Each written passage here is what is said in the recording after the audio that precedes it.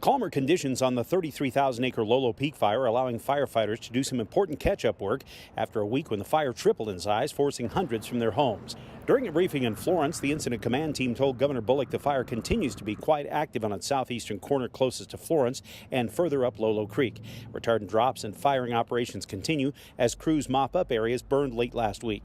Bullock says it's astonishing to look at Lolo Peak fire and the tens of thousands of acres burning across western Montana just 2 months after a wet winter and spring had forecasters looking for a moderate fire season. It actually looked pretty good with our moisture levels, but it's been well over a century since it's been this dry in Missoula County. So it's much more significant than any of us anticipated.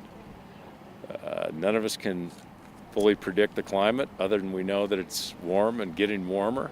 Local authorities told the governor evacuees have been largely cooperative and definitely supportive, providing enough community help that fewer than a dozen people have used shelters. Bullock says that continued cohesiveness is critical. We need to be patient, and we need to work with law enforcement, with the National Guard that's now in many of these communities, and the Incident Command team, because what they're doing is everything they can to both try to protect the structures and protect life. The governor also appealed to people in the fire areas, whether it's Lolo Peak or other fires, to make sure they're getting their information from good, reliable, authoritative sources and not depending on the kind of rumors that can circulate on social media. On Lolo Peak, those rumors have circulated about homes that weren't burned, misinformation about firefighting plans, and even unfounded claims of looting on evacuated properties. We've seen this on fires all across the state.